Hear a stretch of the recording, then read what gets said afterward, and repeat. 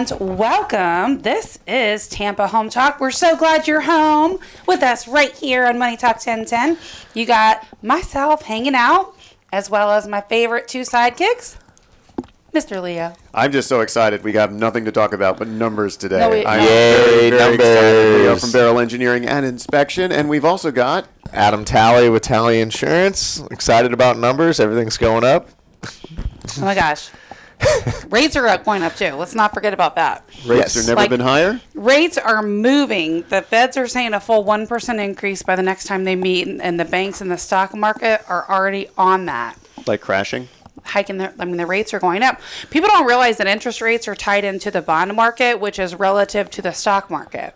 I thought the bonds were opposite than stocks. They are. If I want to have secure money that goes up slowly, I do bonds. But if I want to take risks and retire, I That's do correct. stocks. Well, the stocks are down, the bonds are up, so the bonds are up, the rates are up. Yeah, right? They typically move in opposite of each other, but when they know rates are going to go up, think about it. Are you going to invest money in bonds at this rate right now, or are you going to wait for it to go up 1% before you put your money back in? No, definitely. Since bonds are tied to a fixed rate, I want to wait till the bond rate is as high as possible. Well, as high as it can Back get, when you used to be able to get like a CD for 5%, now it's 0.5%. I can't believe back in the day I did something called laddering with my CDs. So I would have 4 CDs that they would mature every quarter, basically, Right. in the way the system would work. So it would be like a 2-year CD, and then that one would mature in March of 2015. Right. And then one would mature in July of 2015. So that's the ladder system, and they're So 2-year you're CDs. always bumping. So you're always, as long as the rates are going up, you're playing the system. You always have cash semi-available. You can get to it quarterly, and then the rates between 5 and 6%, you're making money back then. It's the same theory Back as in my day. it's the same theory as dollar cost averaging, but I'm curious, like, where did you learn that? Was it in like economics in school, or was it a Yeah, it was in friend? school. And instead of 2015, I'm talking about like the early 2000s. However, when interest rates went down to 0.5%, laddering didn't make any sense because CDs. Who's saying I have a CD and that's my investment? I'll lend my money to you for free, for almost Right? free. Like, it doesn't even beat inflation at that point. No, it doesn't. Not this inflation. I stopped laddering CDs when rates went below 5% because then it just didn't make it work. I remember when I graduated high school, I took all of my graduation money and I put it in a CD. And then when that matured, I took it out and I spent it probably too much on other things at course, college, but yeah. it was great. That's why we don't give our kids any of the cash, because we know they'll spend it. My grandfather says it's no good unless you spend it, so take that advice. It's balance. You got to have that balance in life. Right. I will say this: cash is the only thing that is completely useless until you use it. See, Yeah. he's not wrong. my grandfather wasn't Grandfather wrong. is onto something. You're correct about that. And it depends on where you live, right? If you're in Venezuela, I don't think it matters. Did I just make you lose your LP status by saying that? No, you did not. But here's the thing. Let's go into the market watch numbers from one week to the next. But I will tell you, rates are ridiculous right now. Like, not ridiculous, just compared to what we've seen, they feel ridiculous. Like ridiculous, like I've got these microwave ovens I need to move, or is a different kind of ridiculous? Like any of the interest rates right now, if you're looking for a home mortgage, I talked to Sarah Cricky at the mortgage firm, one of our sponsors here for Tampa Home Talk, and she said that their refis are pretty much like done at this point. There's not a lot of people refinancing because they have the best rate already and they can't get better in this particular market. But so the market watch numbers real quick, just to look at this week over last, we're pretty consistent. Over last week, our pending home sales are up a wee bit more, but our sold and our new are right in line. So we're coming in at 585 on new listings this week. Sold is still higher at 765. The number of pendings coming in at 1051. And can you believe there's only 18 expired listings in 3 counties? Isn't that crazy? That just blows my mind. What's an expired listing again for people who don't talk about them? So when someone like takes a listing for, say, a year and then it doesn't sell. Right. Oh, and wow. now it's expired. Unless somebody took it for like a month and didn't sell it. I don't know what the details are. We'd have to look. But. Okay, so that's could it possibly be that maybe it was like something that was pending, not pending, pending, not pending? I could see that, or I could see, would you list it if you weren't quite complete with it yet, construction-wise, and then delay? I mean, Perhaps, maybe, but I don't. I mean, we I covered don't that know. 4 weeks ago when we talked about, what were they, tract homes and builders homes and custom homes. One of those three was, we're building your house before we know there's a buyer. And right now, trusses and windows are taking 3 to 4 months to get. Literally, 3 to 4 months to get. And they're bumping the orders they have with the people that are already paying. Yeah, one of the So things. that means the spec homes are actually taking longer to get windows and trusses for. So than I customs. could be onto something. You could be onto something. One of our biggest designs that we do now for people, it used to be, we used to just say trusses by others. These by others are coming back to us and saying, hey, we Can want you to do design the trusses? Can we do design a rafter system for us, which is called stick built or conventional framing. They're saying we need stick built framing because we just can't get trusses. So they're going to do it themselves on site versus ship them in, right? Pretty much, yeah. Wow. My father-in-law, that's what he does, is designs trusses. Wow. I learn Now- something new about you guys every week. I love it. This goes back to last week's conversation where we talk about the use of using steel bar joists instead of trusses. Do we talk about that on the air or was that off the air? I can't We remember. talked about it on the air. Yeah, Okay. we did. We did Yeah, on so there. that's why. Sometimes we have so many sidebars before. I'm like, was that on or off the air? I don't Oh, remember. the fine folks on Facebook got it all, Hey, but regardless. guys, we do need to do something. We need to stay with an episodic content Episodic rollout content. as We are. opposed to serialized, Yes. because no one's going to tune in week after week serialized to listen to us and write us down. We're not going to have comic book geeks sitting out there and saying, 3 weeks ago you said an It's episode. canon now. It's canon. It's canon. But that being said, make sure you like and subscribe so you can watch previous episodes and find out more information about what we just talked about, because we talked about that. And now we're going to be talking about stuff in the future. We're talking about rates and numbers. Future. Okay, so So I also smash, like, Yes. and subscribe. do that, yes. And if you're listening to us live, we also want to give out our off-air number because we're going to go over all these stats and data, and we're going to look at the year-over-year market trends from 2020 to 2021.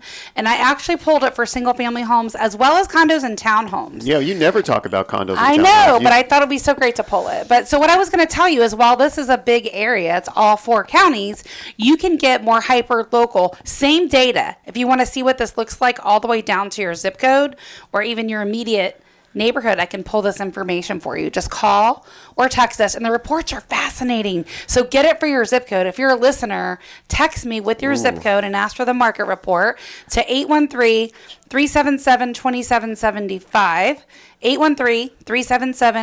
813-377-2775. Even if you're not a numbers geek like Leo, I'm it's so still excited. I'm fascinating. already formulating awesome stats in my head, and you really shouldn't, based on this initial teaser stat of the fact that in Q4, one-third of all transactions was condos and townhomes, you shouldn't be discounting condos and townhomes that much. Well, we're just not talking about it in our regular numbers because it's just too much data But to it's cover. one-third of all transactions. my- I pulled the data for the whole year. We're going to talk about it. yeah. I think any realtor will agree. The probably one of the you could have guessed this without needing this.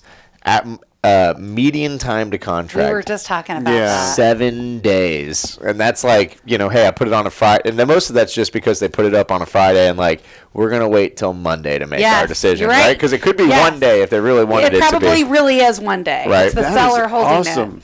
I love it. So, again, if you want the information for your neighborhood or your zip code, just call or text us at 813-377-2775. We're going to get in this in depth. You're going to love it. 813-377-2775. All right, my number king, would you like to jump in? Well, we're going to have a break really soon. I know, but we got to get started somewhere. Well, let's just go back to let's start with our basics, and then we'll dive into that. Let's at the start with our next segment, basics. New 'cause listings are pretty steady. I mean, static, right? You're Almost static. 585. the reason why we kind of have to talk about the whole last year and the whole last quarter, more than just us having the stats, is everything's pretty steady. We're like, if you took last week and you looked at this week, we're the same. We're still at a 2-week absorption rate. That has not changed. that's- Do you remember before when COVID, we were talking about this? And the year before, it was like in the 2s. And then when we reported the 2020 numbers, we're like, oh, it says it's 1.1 month supply homes. I'm like, no, really, that's lower. And now Remember it's that? 0.7. It's No, 3 it's So weeks, not this even- basically. yeah. absorption rate It's that not she's lower. talking about is like, if no new homes entered the market and every home was sold, how long would it take for all those homes that exist to disappear? Based on the current buyers in the market. It's time Yeah. to sell your sinkhole, Pat. I tell you what, properties that would be a lot harder to move in a different market is a good time to sell them in this one. So if Definitely. you've got like investment properties or something that you know you have not maintained well, it's a good time to sell them. 813-377-2775. You can call or text us. 813-377-2775. This is Tampa Home Talk, and I'm your host, Katrina Madewell. We'll be back with a bunch more data, figures, and fun stuff right after the break. So stick around right here on Money Talk 1010.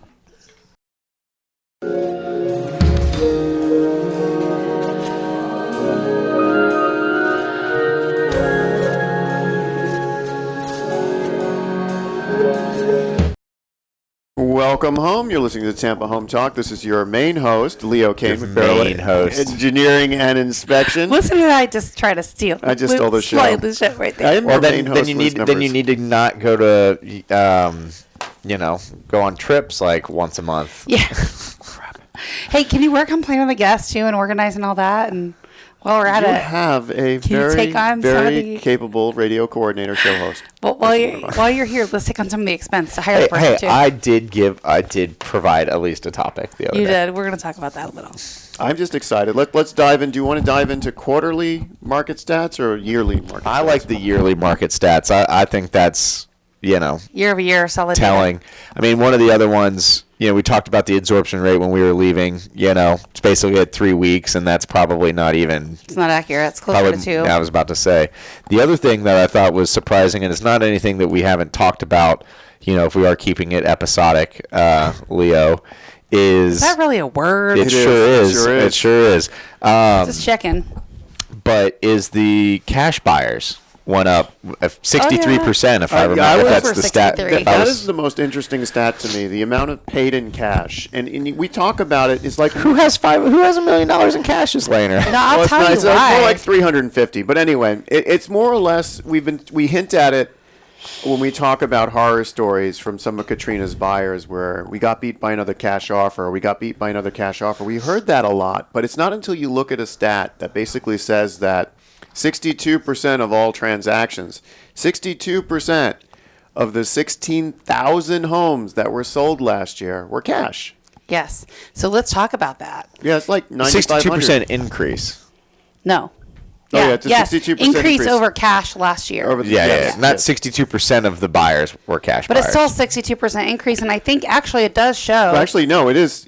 16,000 homes were paid in cash. Yeah, out of At 55,000 and change. So a third of the transactions Were cash. Right, but a third is not 60%. That is true. That's That is true. 30%. There's actually more data as we go back I know further in maths. this report with regards to cash that we can dive into. But let's talk about that for just a second. Yeah, so I'd like to know the average sales price of a cash buy. We can actually pull that data. But Yeah. here's what I was going to tell you.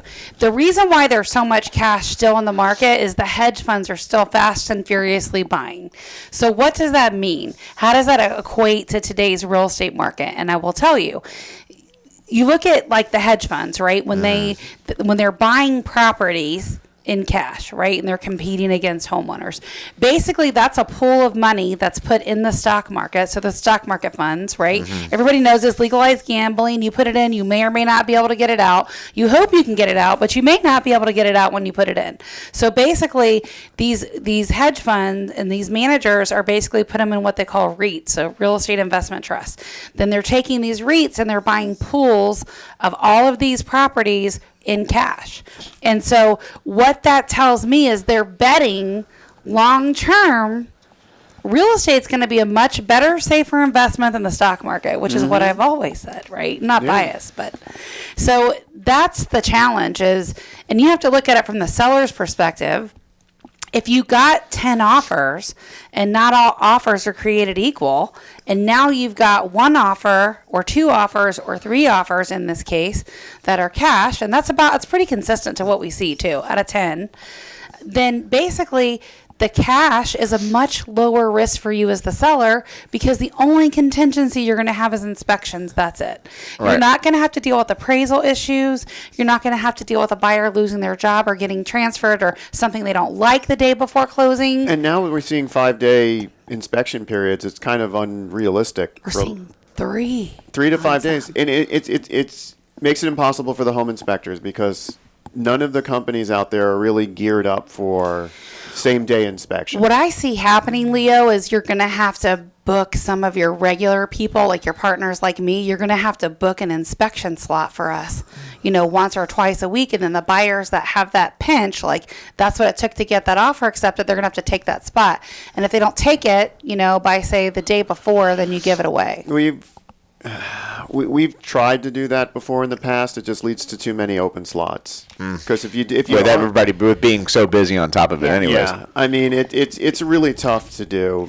We would like to be able to do that, but I just don't have a guy sitting by on standby waiting. Right. Well, if you got people like me that we have enough inventory moving, that would including work. Buyers, we'll fill it. Yeah, that but would the work. average agent that's selling 6 homes a year, maybe it's not going to work. Well, you could do it too because you have sellers and you're like, well, if you need it in this time, I got a slot with my guy.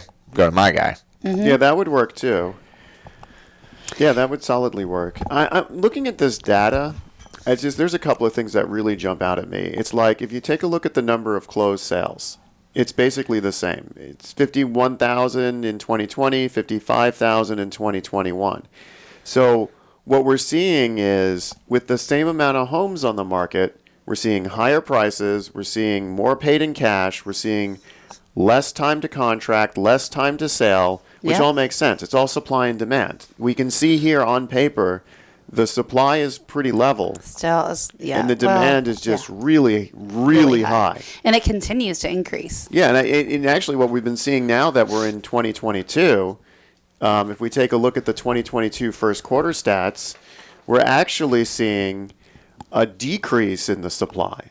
So it wouldn't surprise me that when we're looking at these numbers in 2022 versus 2021, we're going to see a decrease in the number of sales only because there's no inventory to support it. Right. Well, and you get theoretically that would be right. When you get these people, okay, so now you're in your house, right? And like, oh, well, I could sell it and make $100,000. But where are you going to go, right? You still have to have a house to live in, and now you're competing against cash buyers, and it's the extra $100,000 you might have made in 2 years. It's a lateral move to go somewhere anyway. Think about it like this. Let's say that I'm living in Seminole Heights, VM Ybor City. Let's say I'm living in Tampa Heights, that hotbed. Right.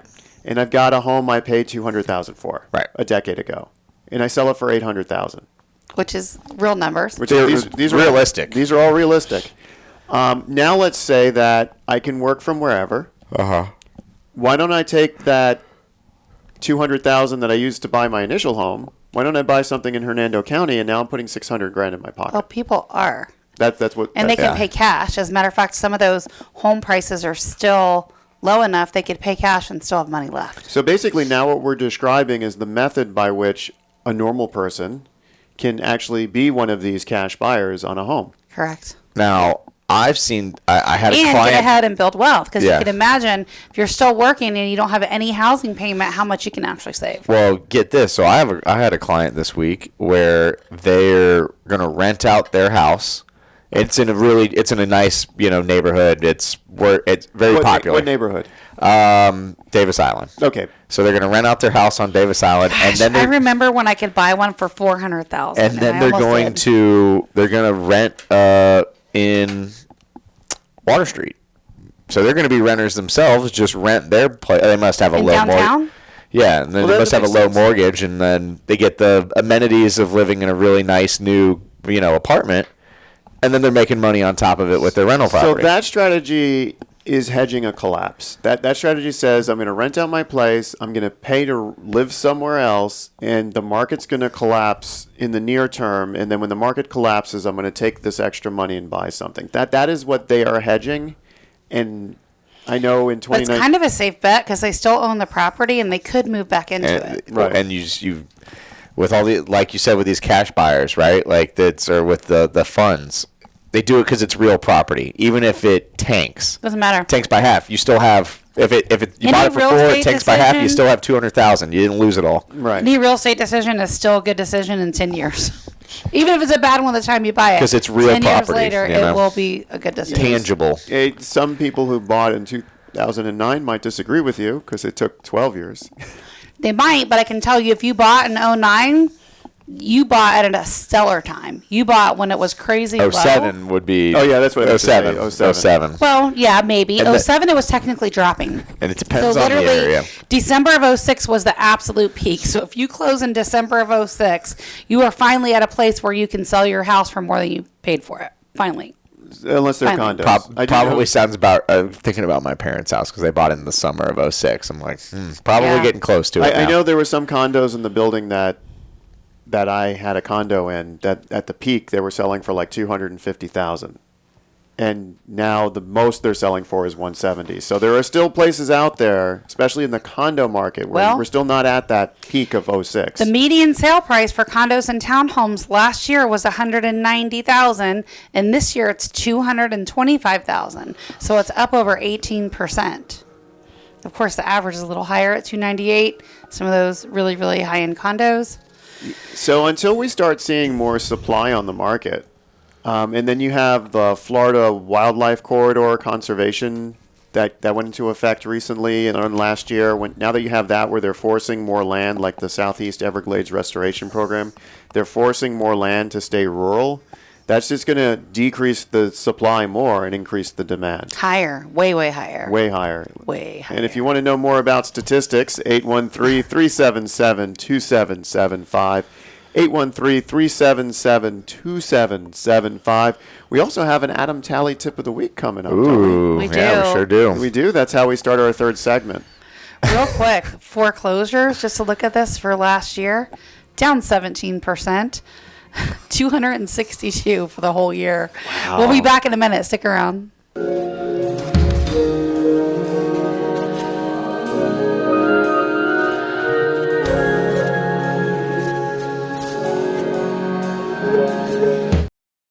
And welcome home. This is Tampa Home Talk. I'm Adam Talley with Talley Insurance. And before we dive back into the numbers that do not lie, we are going to talk. Numbers don't lie. Numbers don't lie. Unless you make them statistics. It depends on how they're framed.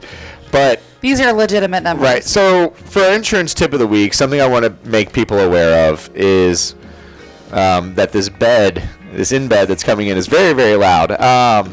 It's like this is now your commercial. Pat George must not be. He paying must attention to fall Because asleep he at the always wheel there. forgets There we that. go. There we go. He's faced. So, in the insurance marketplace we're in right now, Citizens has become the most competitive option out there. Why are you talking about this, Adam? Well, because there's a little caveat with Citizens that a lot of people, they sign the application. It's big, bold letters, but they don't necessarily understand. And Wait, you put me on Citizens. I did, but when I talk about this, you'll understand you're going to be just fine, buddy. So Citizens, there's good and bad to Citizens. Their claims processing is actually not terrible compared to some of the other carriers that are out there. Are you kidding? They're on the other side of the table. Their stance is we're going to take everything to trial. Fair enough, but I've had This is a worse good claims conversation for experience. Aaron. That's a different topic That's for a a different different day. topic. But their premium is so much lower that the volume of policies that they have is just it's increasing exponentially. I mean, I've probably written more Citizens policies in the past year than I did the previous 8 years that I was writing insurance combined. I remember back when a good referral for me used to be someone on Citizens because I can beat their rates. But those days are gone. Yeah. Those are long gone. Why? Why are you writing so many Citizens? Because their rate is they can't increase their rate like everybody else can, and they can't shut down like everybody else can. So they end up being one of the more affordable options, and their underwriting guidelines are more accepting than others. But that's not what I'm trying to talk about today. What I want to talk about today is part of what guarantees that Citizens is able to pay all their claims in a catastrophic situation. Oh, yes. Let's talk about this. Is they have an assessment schedule. Mm-hmm. So, and the reason I want to talk about this is because now that Citizens is taking on so many new policies, the likelihood of this actually having to come into place is getting higher and higher. So and you'll see this if you have a Citizens policy, you sign this on your application. You heard it here first. You heard it here first. There is an assessment liability, and this affects everybody in the state too, whether you're with Citizens or not. But so if you're with Citizens, okay, or not, but if you're with Citizens, and we're going to use the example that they use, it's a $2,000 policy just to make the numbers nice and easy. The premium's $2,000. Premium's $2,000. If the Citizens policy, so let's say Citizens can't pay all their claims and they need to assess people, The first tier of assessment goes to Citizens policyholders only, okay? And what that would be is they can surcharge you up to 45% of your premium.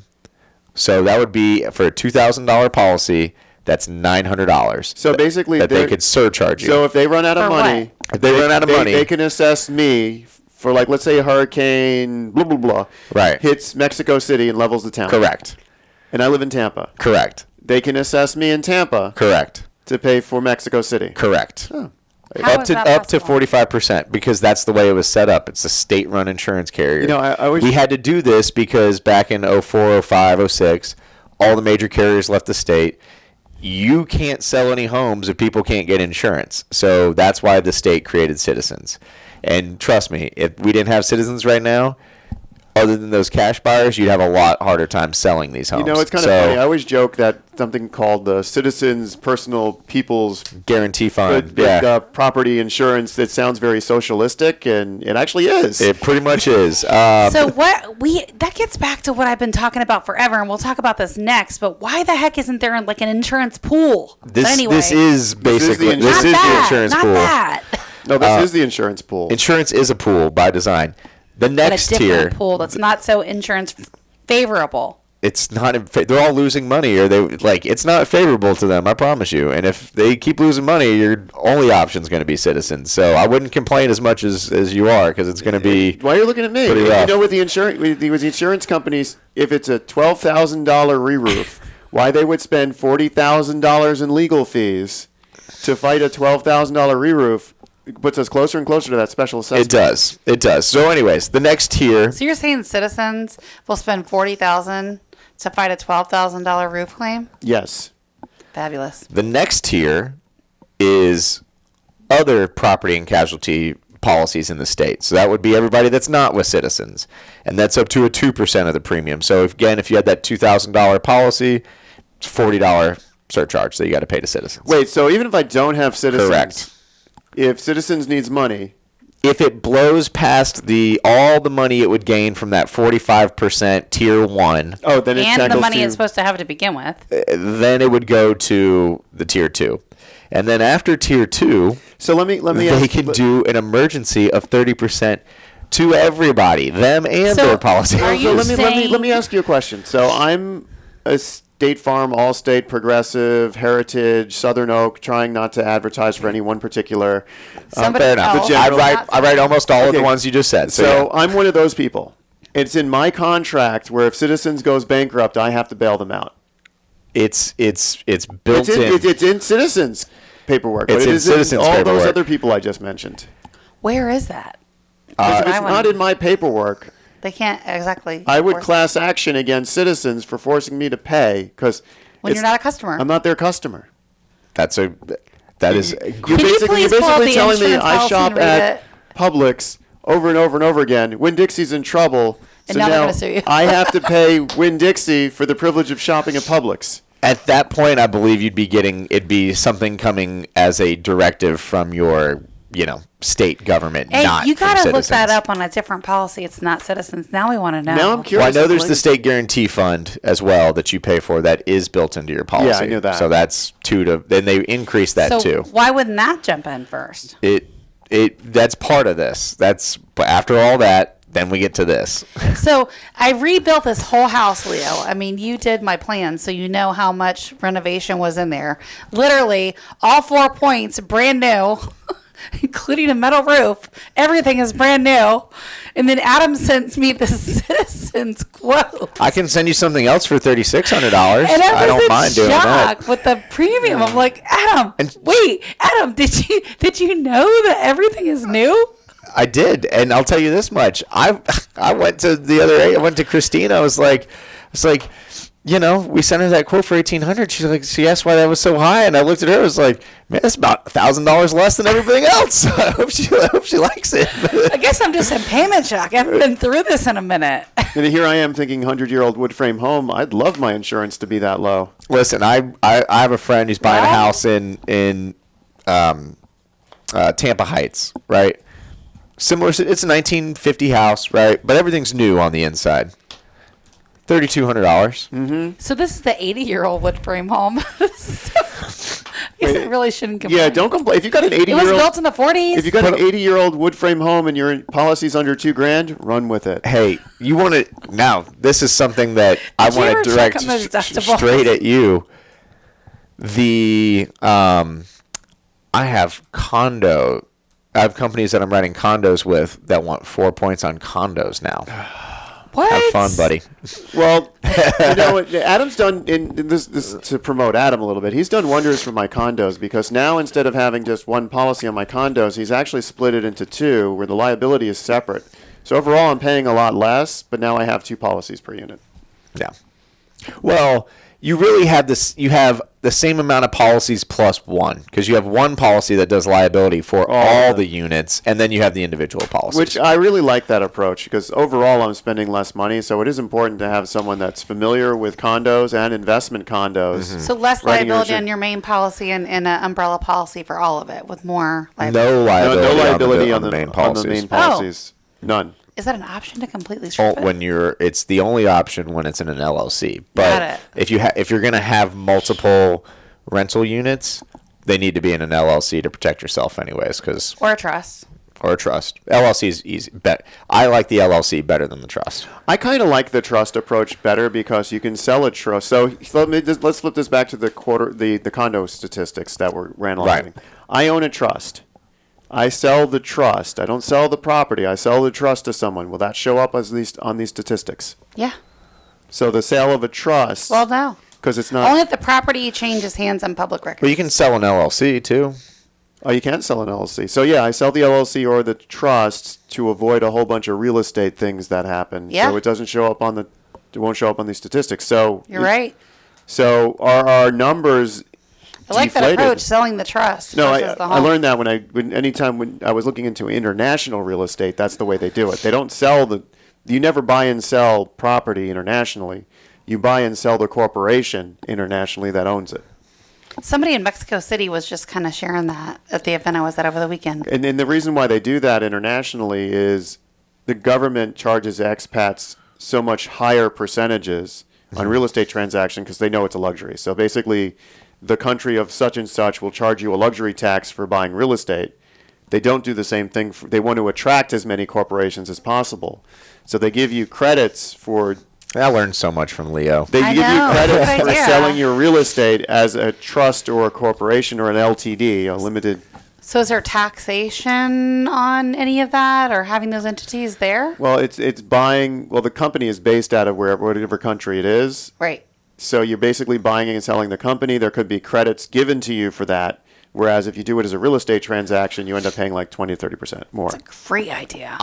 Something else I saw on a condo this week while we're doing the Adam Talley insurance segment. I saw two couples from Orlando that went in together on a condo as a secondary home. That can be scary. Sure can. If you've ever owned real estate with friends, it can be scary. Well, and one of them is married, and only one of them's on the loan, but 4 of them are on the deed. Ooh, ooh, ooh. And the other Not a couple good is not idea. married, so They better have an exit plan already lined up for that thing. I hope one of them is an attorney. Are all 4 names on the deed, or they were smart enough to set up a No. company?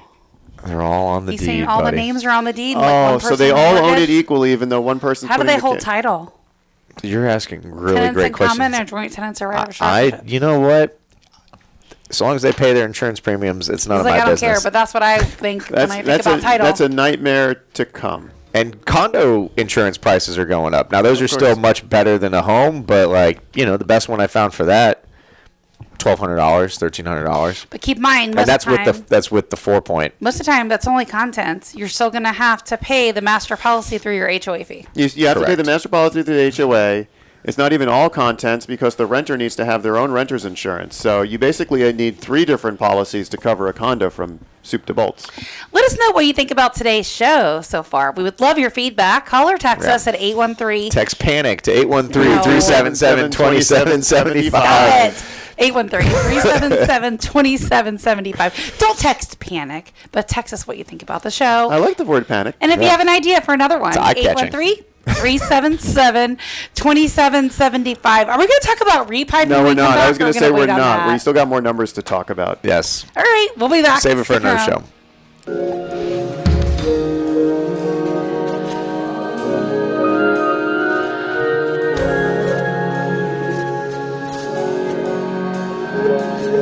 Tampa Home Talk. We've got one last Panic. Panic at the real estate market. No.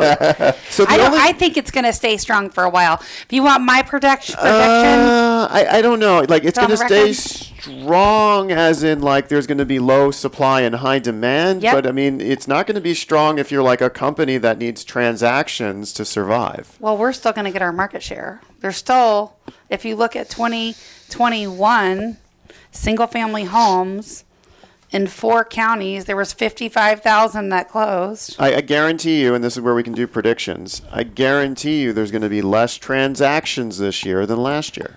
Likely, yes. Yes. Demand will And there's still be more great. realtors trying to do it. And there's more realtors trying to do it. But guess what? Those realtors still have to pay their fees and dues, and then they can't afford it, and then they leave. Yeah, so we're still in a market where we're going to have less.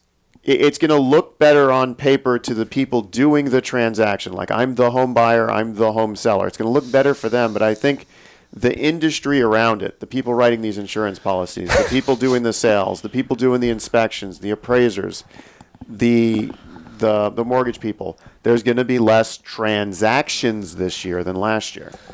That's Perhaps. fine. People are also going to be less transient in their insurance policies because they're not going to have a lot of options. True.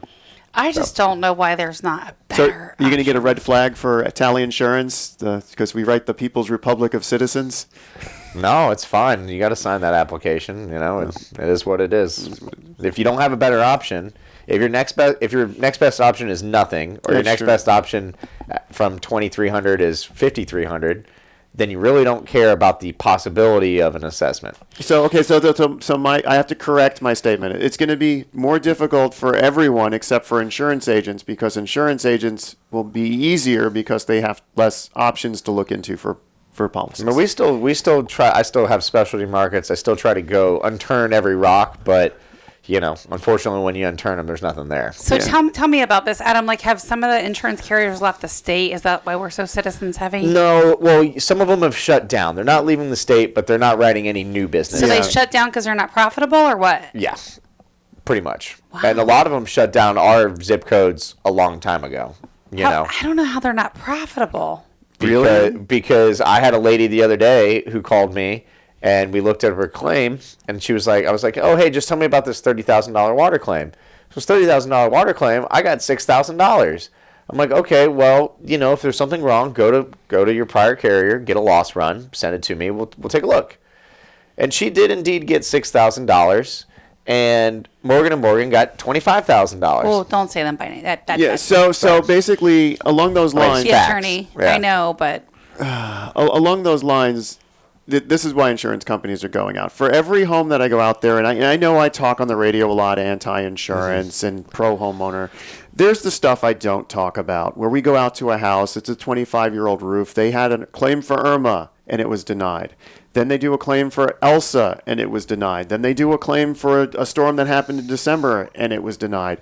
And now we're out there, and then we're told, like, find wind damage. I'm like, I found lots of wind damage, and it's all old. Right. Or I go out there, and there's other homes where people are like, I've been paying insurance for 20 years. Now that I need a new roof, you need to do everything in your power to get the insurance company to pay for it.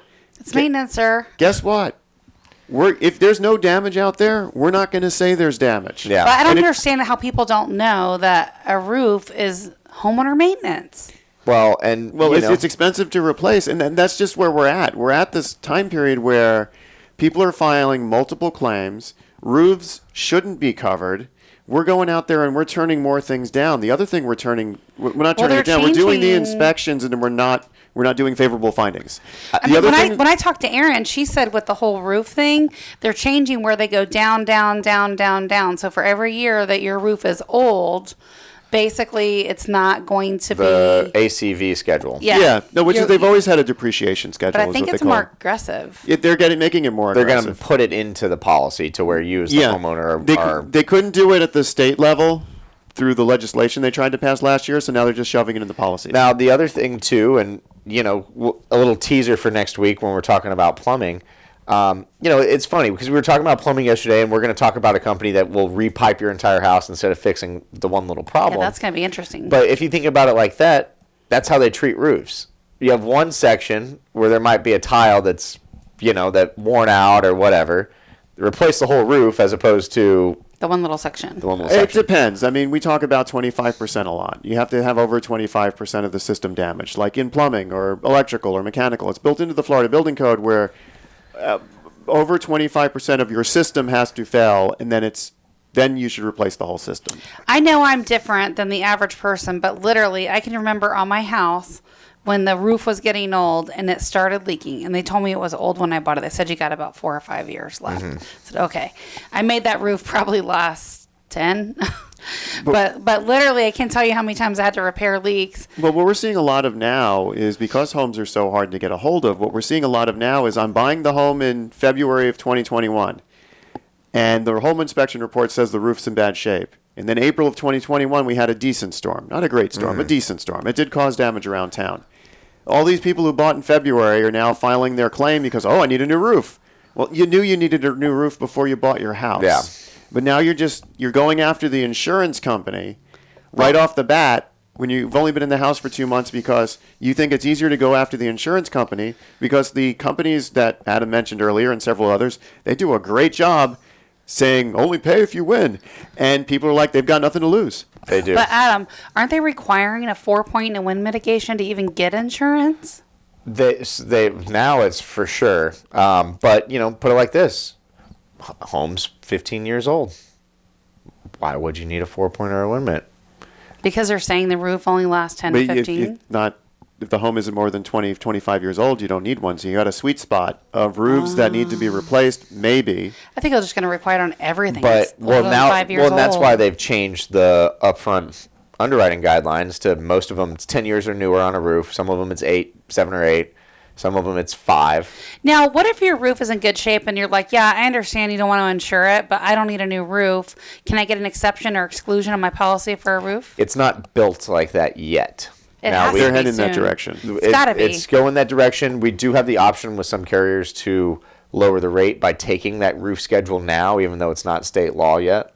We can add it now. So it's coming. Your smart carriers are getting in front of it, but it's going to be difficult for the home buyer in the future when it comes to insurance. I wanted to hear all of our predictions for 2022. We only got mine out, but we did have an exciting extended insurance tip of the week. I think it's going to stay strong. That's my prediction. I think if we see any shifts or level off, it's going to be closer to 2023. Of course, it's going to depend on how many people continue to move to the state of Florida. Right now, it's a very high number. Again, if you want your stats or some information, you're curious what to sell, where to sell, how to do it, how to even make this happen. If you need to make a move, you can call or text us at 813-377-2775. We just got one of our sellers 50,000 above list. 813-377-2775. We'll be back next week. Have a great weekend. Love where you...